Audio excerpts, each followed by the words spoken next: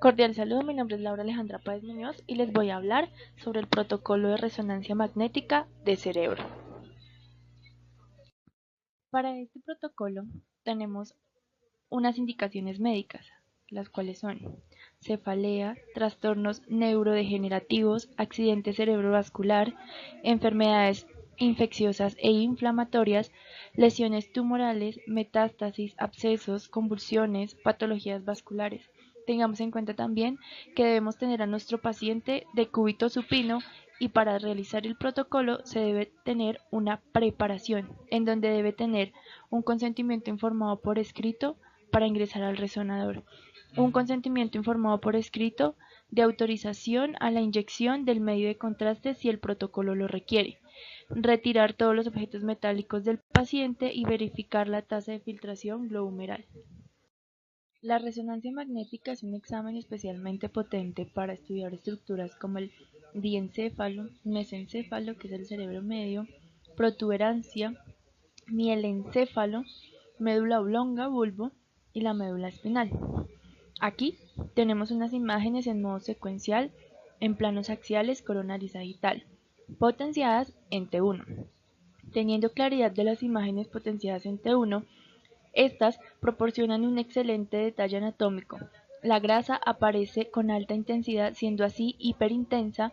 El agua y el líquido cefalorraquídeo se ven de muy baja intensidad, siendo así hipointensa. Aquí tenemos dos imágenes. La primera imagen está en plano axial, con secuencia en T2. La grasa muestra una señal de baja intensidad siendo hipointensa. El líquido presenta una señal de alta intensidad siendo así hiperintenso. Esta imagen podemos ver que es útil la identificación de lesiones patológicas que suelen caracterizarse por un aumento en el contenido de la grasa. En la segunda imagen tenemos una secuencia en FLAIR en plano axial, donde proporciona una imagen con contraste entre la sustancia blanca y la sustancia gris, con líquido cefalorraquídeo muy oscuro. Tenemos también unos niveles de corte, en donde en plano axial es dirección caudocraneal paralelo a la línea bicomisural. Dicha línea es tangente a los márgenes inferiores de la rodilla y el esplenio del cuerpo calloso. En plano coronal, de dirección anteroposterior, paralelo al tronco del encéfalo, referencia a corte medio en sagital. En el plano sagital, dirección derecha-izquierda, paralelo a la línea mesencefálica y ortogonal a los localizadores axial y coronal. También vamos a hablar un poco de las secuencias utilizadas para este protocolo. Tenemos secuencias potenciadas en T2 en plano axial y coronal, T1 en plano axial y sagital, teniendo una frecuencia de spin eco, definiendo la potenciación de la imagen, un tiempo eco, que es tiempo desde la aplicación del pulso de radiofrecuencia hasta el pico de la señal que recibe la antena. Tiempo de repetición es el tiempo entre el pulso de radiofrecuencia. En este estudio ambos nos permiten lograr una buena atenuación en donde tenemos un T2 largo y un T1 corto, logrando un buen contraste de la imagen en hiperintenso, siendo así útil la identificación de lesiones patológicas que suelen caracterizarse por un aumento en el contenido de agua. También manejamos un nivel de corte de 5 milímetros para tener una mejor visualización de las estructuras, siendo útil también en la detección de hemorragias y en la evaluación de las transformaciones hemorrágicas de las lesiones. Tenemos un FOV y una matriz que influyen en la resolución espacial de la imagen, por lo tanto en el contraste de escalas de grises, y así lograr obtener una mejor imagen. Tengamos en cuenta que en los estudios por sospecha de infección, inflamación y neoplasias se requiere un medio de contraste. No se realiza en T1 sagital en la fase simple, ya que se deben realizar con gadolínio en los 3 planos de visualización. Se evalúan en secuencia T1. El gadolínio tiene un efecto paramagnético y acorta los tiempos de relajación en T1 y en T2. Así aumentando la vascularización y provocando un realce de las estructuras patológicas. Cordial saludo, mi nombre es Oscar Iván Sandoval, soy estudiante de la tecnología en radiología e imágenes diagnósticas y esta actividad pertenece al curso de alta tecnología en imágenes diagnósticas del tutor Alexander Bernal. Hoy voy a hablar del protocolo de resonancia magnética de abdomen.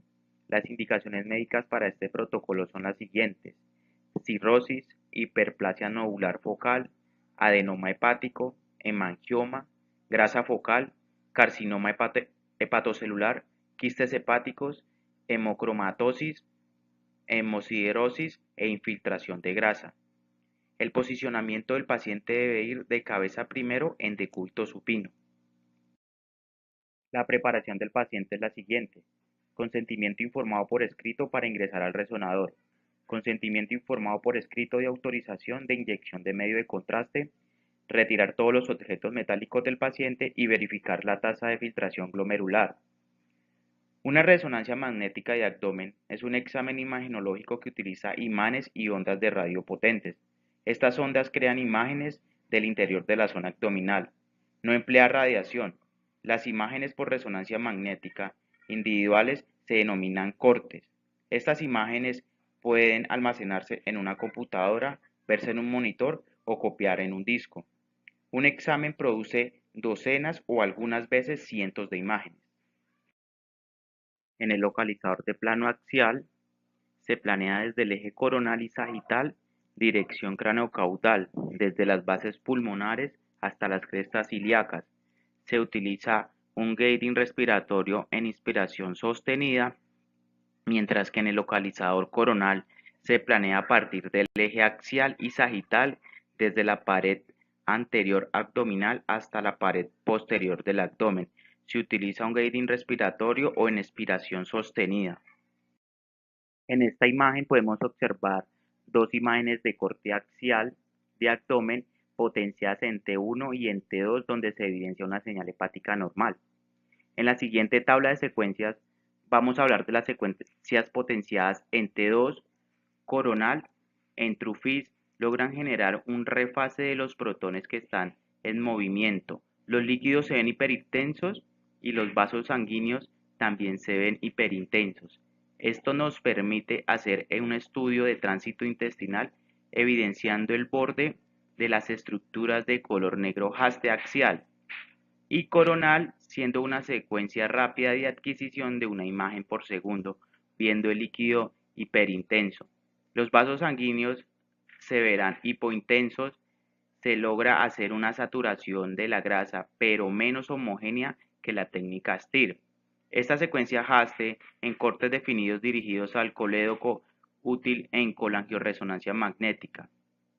La secuencia STIR logra hacer una saturación de grasa con homogeneidad. T1 lo que más brilla es la grasa en diferencia al agua.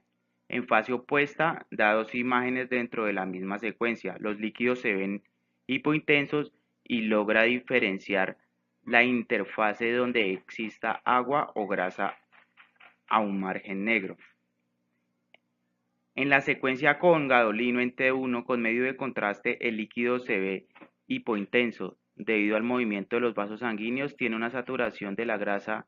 El medio de contraste tiene como elemento referencial aumentar el desfase de los protones, por tanto todos los músculos que tengan medio de contraste se verán hiperintensos. Las ventajas de este estudio son las siguientes: no usa radiaciones ionizantes, hasta ahora no se han encontrado efectos adversos, tiene una excelente resolución de contraste de los diferentes tejidos y resolución anatómica que permite la evaluación de estructuras muy pequeñas que antes no eran visibles. Se pueden obtener imágenes en los diferentes planos, provee información del metabolismo y composición de los tejidos, pero también encontramos algunas desventajas, que son las siguientes. Los estudios son más largos, entre 15 minutos o incluso hasta una hora, que requieren de colaboración del paciente, permanecer muy quietos, colaborar con la respiración. Algunos pacientes con trastornos de conciencia, movimientos involuntarios en edad pediátrica o con problemas de claustrofobia requieren de sedación para poder realizar el examen. Existe un peligro inherente al campo magnético de alto poder, el cual puede atraer objetos metálicos o dañar instrumentos electrónicos. No es posible introducir a pacientes con marcapasos o algunos implantes. Muchas gracias por su atención prestada. Cordial saludo, mi nombre es Jennifer Andrea Cuevas Ortiz y a continuación hablaremos del protocolo de resonancia magnética de pelvis específicamente masculina. Primero, la resonancia magnética es un examen imagenológico en el que se utiliza una máquina con imanes y ondas de radio potentes para crear imágenes de la zona entre los huesos y de la cadera. Las estructuras que ubicamos en la pelvis están la vejiga, la próstata, órganos reproductores, ganglios linfáticos, intestino grueso, intestino delgado y los huesos pélvicos. Las indicaciones médicas para este examen implican infecciones o abscesos de próstata, hiperplasia prostática, aumento del antígeno prostático, anomalías congénitas y SEA de próstata. La posición del paciente se va a ubicar en decúbito supino, como se evidencia en la imagen. La resonancia magnética posee una gran ventaja ya que no posee radiaciones ionizantes y el medio de contraste utilizado en este método de estudio posee mínimas reacciones adversas comparativamente al medio de contraste iodado utilizado en tomografía. Además, la resonancia permite unas imágenes de mayor calidad y que se aportan más para el diagnóstico del paciente. La preparación del paciente consiste en que debe firmar 2 consentimientos, uno para ingresar al resonador y otro para la autorización para la inyección del medio de contraste. Debe retirarse todos los objetos metálicos y verificar que la tasa de filtración glomerular es mayor a 30. En las antenas se va a utilizar una antena multicanal o antena phased array,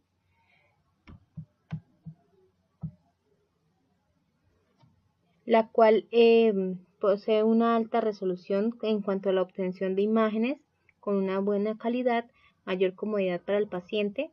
La señal es homogénea, sin artefactos de brillo ni pérdida de señal en la profundidad. Me proporciona mejor valoración en porciones anteriores, mayor homogeneidad del campo, sobre todo en las secuencias de perfusión prostática. Y están las antenas endorrectales, las que se consideran gold standard, que aunque poseen una excelente relación señal-ruido y una resolución espacial, tienen inconvenientes como pérdida de la señal con la profundidad y artefactos de brillo de susceptibilidad debido a los movimientos peristálticos. En los niveles de corte, la planeación en los ejes axial, coronal y sagital de alta resolución se deben realizar con un FOB pequeño que cubra en su totalidad la próstata y estructuras adyacentes. En los localizadores, en el plano axial, se planea desde el eje coronal y sagital, dirección craneocaudal desde L3 al L4 hasta las ínfisis púbicas con un FOB D que cubra la totalidad de la pelvis. En el localizador de plano coronal se planea a partir del eje axial y sagital desde el último plano se grafica perpendicular a la uretra prostática que incluye la totalidad de la próstata y vesículas seminales. En el localizador de plano sagital se planea a partir del eje coronal y axial desde el último plano se grafica paralelo a la línea del fibrocartílago interpúbico y en el canal anal y debe cubrir desde el acetábulo derecho hasta el acetábulo izquierdo. Localizadores en plano axial o oblicuo se planea a partir del eje coronal y sagital desde el último plano se grafica paralelo a la uretra prostática que incluye la totalidad de la próstata y vesículas seminales.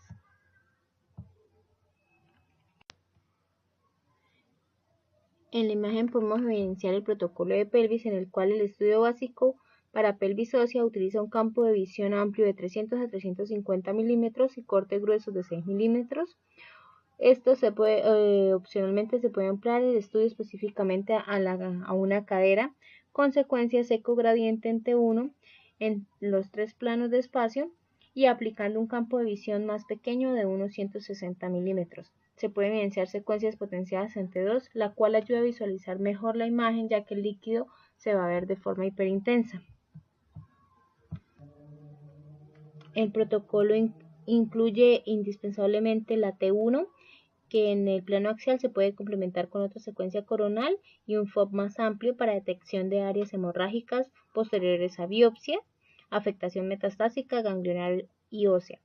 Un T2 en alta resolución para la detección tumoral, localización y estadificación.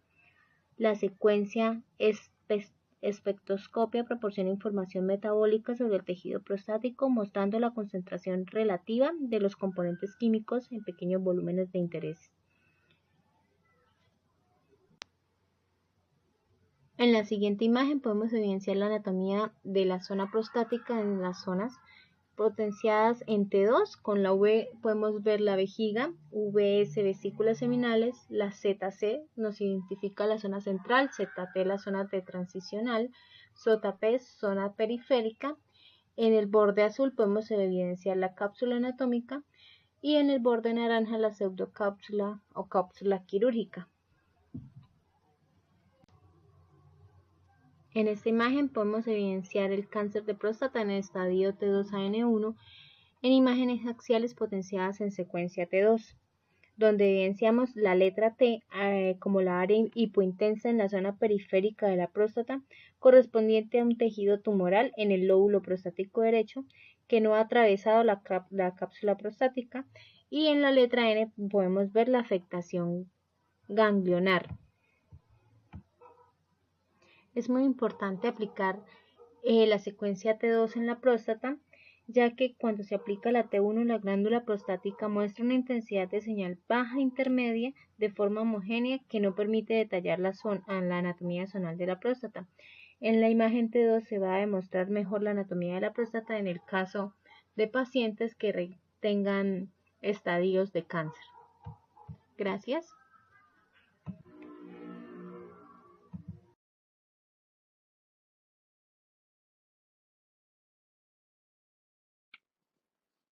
Cordial saludo, mi nombre es Juan Manuel de Ávila Sánchez, soy estudiante de Radiología e Imágenes Diagnósticas de la Universidad Nacional Abierta y a Distancia.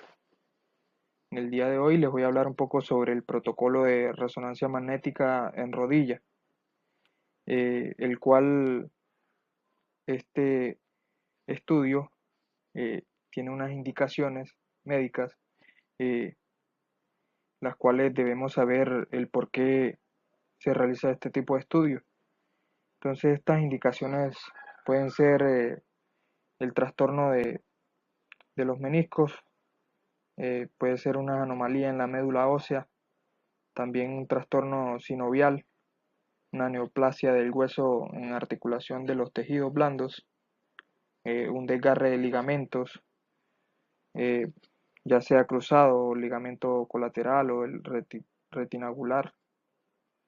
También puede ser una condromalacia o una osteocondritis, y finalmente lo normal que puede llegar a ser también una fractura debidamente a cierto trauma que se pueda recibir. Para este tipo de estudios debemos saber el posicionamiento del paciente, que debe ser de cúbito supino.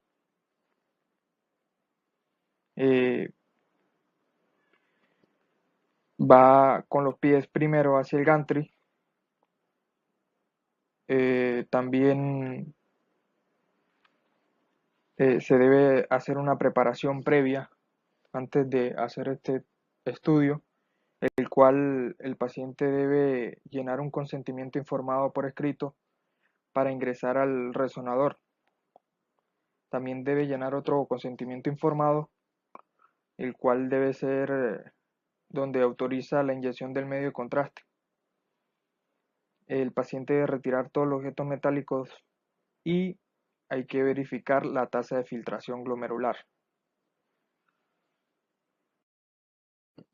Seguidamente vamos a visualizar los locales, los cuales vamos a visualizar un plano axial, un plano coronal y un plano sagital.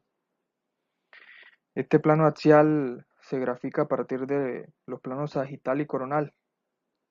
En este último plano los cortes deben ser paralelos al cóndilo medial y lateral del fémur. En este plano debe ser perpendicular a la línea del fémur y la tibia. Este debe cubrir toda la articulación de la rodilla, desde la tuberosidad tibial hasta el borde superior de la rótula. Seguidamente el El plano coronal se grafica desde los planos sagital y axial. Este plano se grafican con los cortes paralelos al cóndilo medial y lateral del fémur.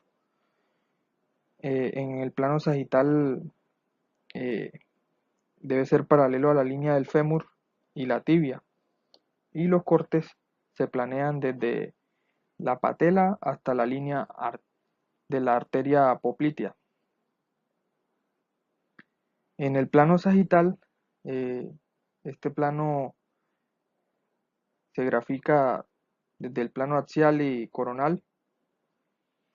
En este plano los cortes deben ser paralelos al fémur y en el plano axial perpendicular a la cabeza femoral. Los cortes de este plano se planean desde la corteza externa del trocánter mayor hasta la porción interna del acetábulo. En esta imagen vamos a visualizar que se puede ver que está potenciada en una secuencia T1. Es una imagen en plano coronal donde el tejido adiposo y la médula ósea esto es de un color claro. Este color sería un color hiperintenso, y el líquido sinovial se visualiza un poco negro, o sería negro. Entonces este líquido recibiría un nombre hipointenso. Vamos a hablar un poco sobre las antenas que emiten la señal.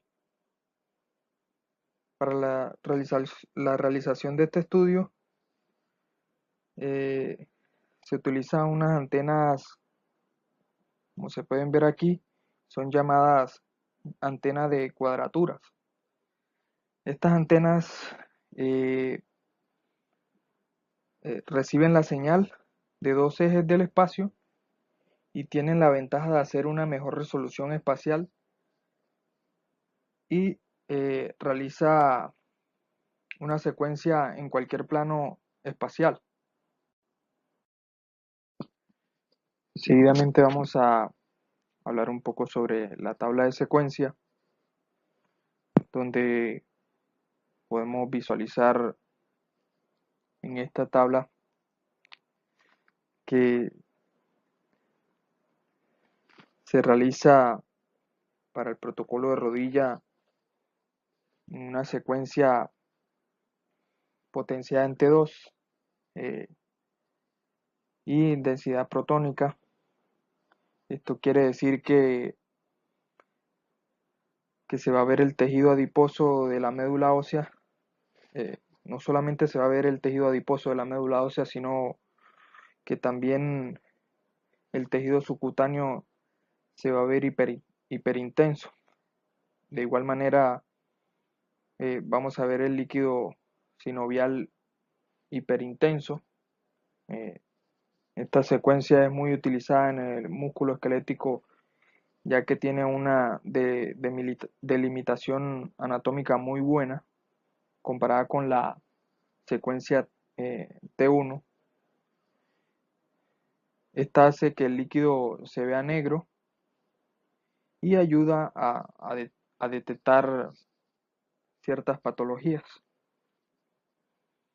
Como bien dice aquí en la tabla, en las observaciones, que los estudios que se necesite aplicar medio de contraste, se realiza una secuencia en T1 con saturación grasa espectral en fase simple, preferiblemente en el eje axial, y se realiza una secuencia igual en postcontraste con un plano adicional en el eje coronal o sagital en el ligamento cruzado anterior. Esto sería todo. Muchas gracias por su atención y que esté muy bien.